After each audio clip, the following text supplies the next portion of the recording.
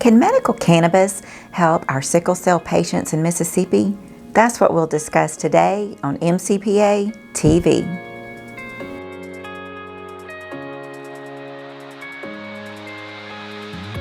Today we have a very special guest with us, Miss Jeanne Tate, who is the chairperson of the Sickle Cell Foundation of Mississippi.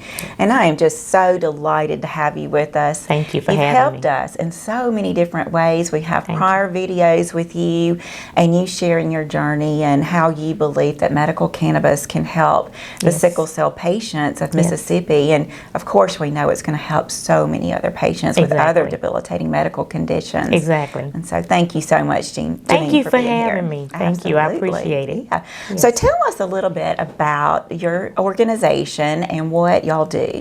Okay, I am with the Mississippi Sickle Cell Foundation. We're an organization, nonprofit organization that's located here in Jackson, Mississippi, but we try to serve the entire state of Mississippi. So if anyone calls us in needing some information, some education on sickle cell disease, we can provide that information for them. We actually can go around to do educational seminars in different areas of the state. We go to schools, we go to health and wellness events. We just actually did two this past weekend. We have one that's coming up this Saturday. But what we're known for is our free sickle cell camp that we do each year for sickle cell patients that's living in the state of Mississippi from ages 6 to 14. So we do this free camp. No one has to pay for it. And it's donated from funds from some of our sponsors as well as from local people that donate from the foundation. We also provide scholarships for students that's wanting to go to college. So we just gave out $6,000 in scholarships at the beginning. Yes, at the beginning of this month. So we're proud about that. And we also take high school juniors and seniors to Hines Community College over the summer to get a feel of the college life. You know, they're going to be transitioning from the ped side to the adult side, so we want them to get prepared for that. So these are some of the events that we sponsor. Unfortunately, due to COVID, we've had to postpone it for the last couple of years, but we're hoping in 2023 will be bigger and back, stronger than ever. So I am quite sure with your leadership that y'all will be bigger and better than ever. Yes, thank you so much. You're an amazing leader. Thank you. For our Sickle Cell Foundation. Yes, thank you. I appreciate that. Cannot thank you enough for what you do. Oh, I appreciate it. That's awesome. And so, well, Jeanne, tell us a little bit about what sickle cell anemia is, because really, I'm going to be honest, up until I really, got to know you and your story, I had to look it up. And so I'd love to be able to share with our viewers what sickle cell anemia is and what it causes, like what debilitating medical conditions it causes. Sickle cell disease is a disease that mostly affects African Americans, but now that it is shown that it's in different races as well. But it's a blood disease of the red blood cells, and so normal people, red blood cells are circled. So in people with sickle cell disease, it's made like a crescent moon. So that's how he actually get his name, sickle. So, and what happens is when these cells stick together, they causes very low oxygen that cannot go through the body, so it's caused very excruciating pain.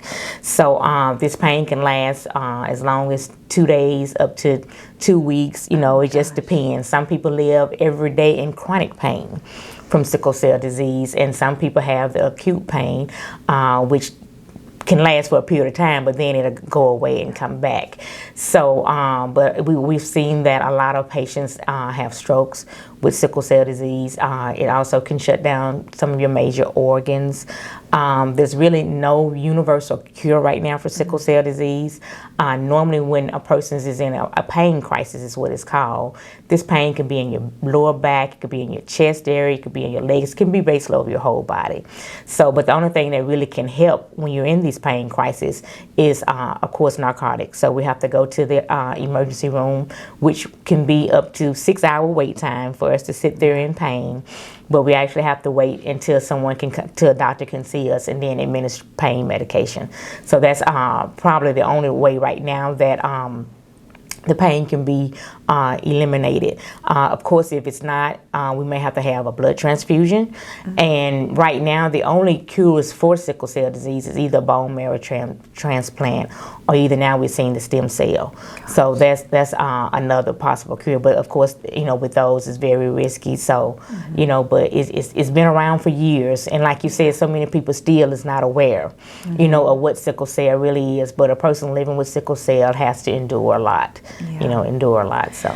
Well, that is what I had come to find out, and I've got another patient who shares her story with us and with me about her journey with sickle cell, and it is just an excruciating, awful disease. It is. And, it is. hopefully there will be a cure for that sometime in the near future. So do you feel like, and have you heard in other states potentially, that sickle cell patients are actually receiving a lot of benefits from the use of medical cannabis? Yes. The one thing about our organization, and in the world now that we live in with social media, we're able to connect to different states and different organizations, to see how people are doing and what they're doing in their states. So yes, through numerous talks that we have had, we are seeing that, medical marijuana is helping patients with sickle cell disease.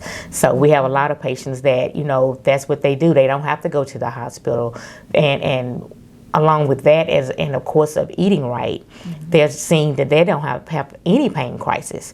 So that has been tremendous. So when we heard that this was going to be a possibility for people here in Mississippi that's living with sickle cell, we was all for it, because we like, this could be one thing that can help us. It could cut down on this wait time. For one, that we have at this emergency room. I mean, we've gone for 6 hours, just to stay there to get pain medication. So, but this is one thing that we know that, can benefit the patient just from speaking to other people in different areas of the United States. So, yeah, 6 hours is a very long time to have to wait in an ER when you are just struggling with horrific pain. I mean, I just can't even imagine. Yes. And so I'm glad that, through, a patient having a medical cannabis card here that's legal in Mississippi, that they'll be able to get some relief. And even if it just doesn't totally eliminate the pain, it can help them get through that crisis and get the relief, if it's through a transfusion or whatever they need at the ER. But, and so many times I'm seeing, Jeanne, that patients have a hard time with opioids, which are used. So many people are like, I can't use them, or they cause such bad side effects that it's really difficult for them to stay on them. And so, I really believe that medical cannabis is going to be a very good answer to those patients. And that's what I tell the patients too, is like, it may not be for you, but it's a different method that we can have other than the opioids that we have to take. Because with opioids, there's a tendency to that you sometimes we are known, well, they call us drug seekers, that we only want to come to the hospital to get the drugs or whatever. But when you're living in excruciating pain every single day of your life, you have to have some type of relief. And I just feel that this would be a different method for us to have some relief for the pain that we go through. So I do believe so. I think it's going to make a big difference in the quality of life of our sickle cell patients. Exactly. And that's just what we want for all of our Mississippi patients, is to be able to regain quality of life and not to have to suffer day in and day out. I agree. And, through having a compassionate heart and mindset, who would not want any patient to get relief as quick as they can? And, potentially, they may not have to go to the ER, which will save a lot of time and money for those patients. Exactly. I agree. Jeanne, if someone wants to know a little bit more about your organization, the Sickle Cell Foundation, where can they go to find more information? Of course, you can go to our website. Our website is Mississippi, that's MS, sicklecellfoundation.org.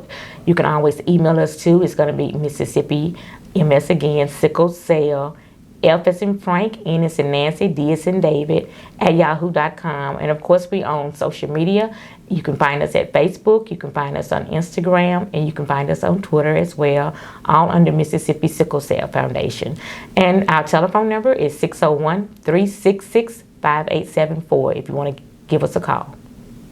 Thank you so much for sharing that information. And if anyone feels led to make a contribution to the Sickle Cell Foundation, I would truly encourage you to do that, because they are similar to me, and they're a nonprofit association, and your contribution really helps to make a big difference. So I would encourage our viewers to make a contribution to the Sickle Cell Foundation.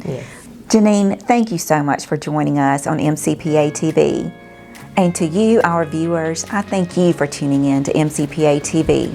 To learn more about the Mississippi Cannabis Patients Alliance, go to our website, follow us on social media, and share this informative video with your friends and family. Thank you again for tuning in to MCPA TV.